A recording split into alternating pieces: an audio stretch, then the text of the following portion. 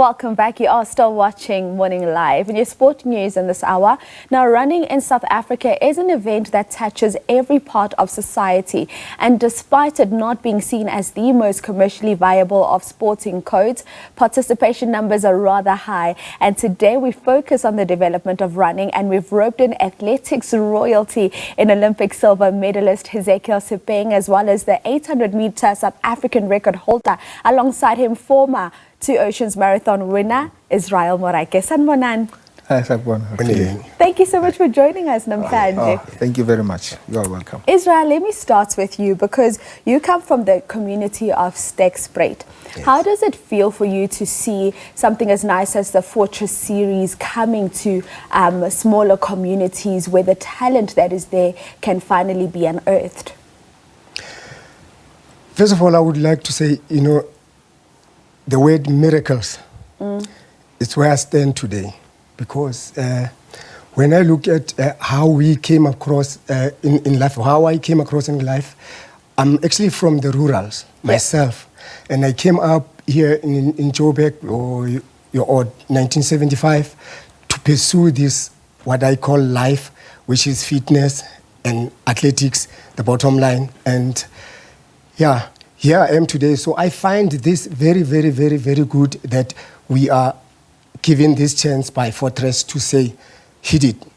All we need is to hit it, because we feel there's all gaps that we must fill ourselves. So that's why we are here.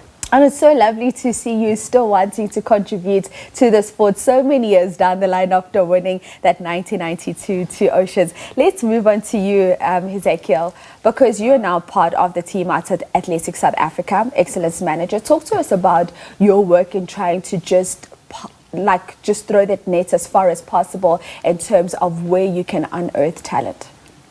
Yeah, look, I'm doing a lot of things. I'm part of ASA. On the side, I've got my own foundation. Development has been my passion, especially going out to the rural areas where we can unearth the talent. Because originally myself, I come from the rural areas and move.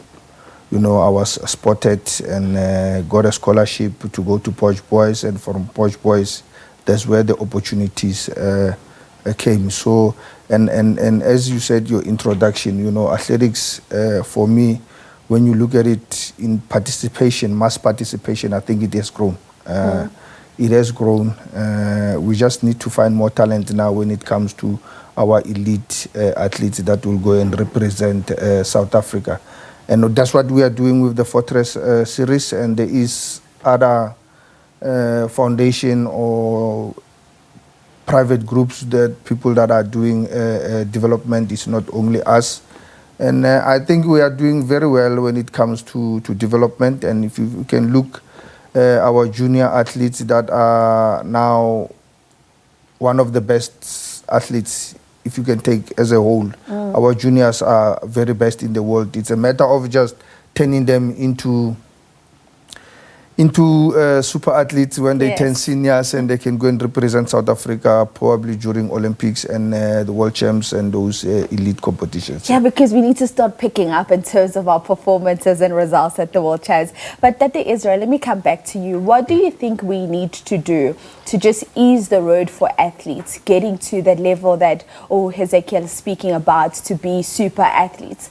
How can we make that journey easier for them? Because we know as an athlete, it's the cost of traveling, it's the cost of entering races. It's not an inexpensive sporting code to be involved in.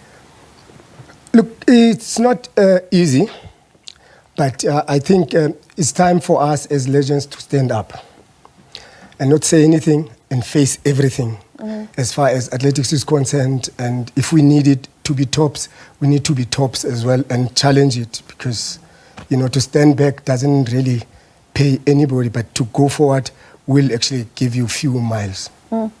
Ezekiel, how do we do things better moving forward, just so that when we get to compete at the Olympics, at the Paralympics, at the World Champs, we can get the type of results that we want to get out of this country?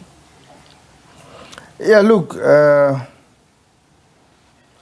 you know, it's a preparation. It's important. It will always come up when you say funding, because we have to compare ourselves with the countries like the UK's, the Australias, US, where those guys, their preparation it's very smooth, and financially, you know, they are very, very strong. So, and I think SASCOG, I see they've got OPEX, they are coming very well, and the athletes are being funded.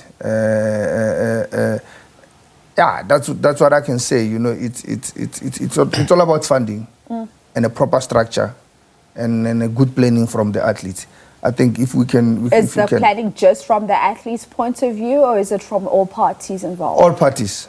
All parties involved. It's not only from the athletes. Athletes also needs to, you know, as an athlete, you also need to plan your training, where you will pick correct. You've got the athletes, they've got their individual agent that they call manager. They all need also to plan the athletes' competition very well, because sometimes you find some athletes, they will over race, and when they get to the championship, they are tired. So that the management, federations, you know, also needs to come on board. So it's not only the one-sided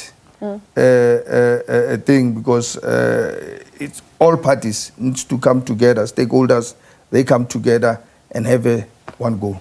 Because, I mean, as a former athlete yourself, I'm sure you know that when you go into competition, you just want to worry about getting onto the field and performing. You don't want to have to worry about the logistics. Oh my goodness, we can't now transit through this country. We're now going to get to World Champs a day before the competition starts. And what is the problem in that regard, would you say? You mean the problem with... Yes. What is the issue there with that type of planning? Because we know that the last time the team had to travel, there were some delays. People couldn't leave the country on time. The team couldn't get to where they needed to compete on time. What do we attribute that to? I think I'm not going to talk on behalf of ASA at this point, because I don't have the capacity, even if I work there. Because I'm just saying from an athlete point of view, because you're a former athlete. How does that then affect you? Because you just want to get onto the field and run. No, you don't want to have to worry about it does affect you. As I said, the preparation, it needs to be perfect. You don't need to the one party that is not, you know, everything needs to be together. From the athletes, from the manager, personal manager, coach, you've got your doctor, and all the stakeholders, you know, we all need to work together so that we are pushing for one goal. As we start to wrap up with both of you gentlemen, let's speak to the advice that you can give to young up-and-coming athletes, because we speak about you being the South African 800-meter record holder. You haven't run in years. No one's come and challenged that record. What advice do you give to them to do better and be better? And I'm sure you want to see someone break a record, because that means we're progressive, right? Yeah, no. I thought, unfortunately, he's not around anymore. Mbolaini Molaudzi, I thought he was going to do it. Unfortunately, it's not yet. But I see a lot of talent. And even it's not broken now, I still feel good. But I wish that we can have athletes that will come and break that record. Because once you can break that record, I think we'll be on the right track to put the 800-meter back. Because 800 meters has been one of the South Africans' strong event when it comes to producing medal for the country. Dr. Israel, just quickly, your last words in terms of advising the youngsters coming up. The crucial advice is that we must all wake up, we must all stand up. But I hope everybody in athletics, the athletic family, can stand up and face real facts, not just moving around and trying to face facts, and then we'll get the facts right, because the facts are there in front of us. And if you look at Jamaica, you look at Kenya, you look at all these places, it makes you cry. Yeah. It makes you cry. On that day, Israel Murake, getting really emotional here this morning, because athletics is something that he loves. Running is something that he loves, and he feels that we're just not where we should be as a country. And as South Africans, we just need to all come together and do our little bit to move this forward. Tate Israel Morake, thank you so much for your time. We hope that things will change for the better. Thank you, ma'am. We hope that your record will be broken, because that means things are changing for the better. Thank you. No, it will be broken, yeah.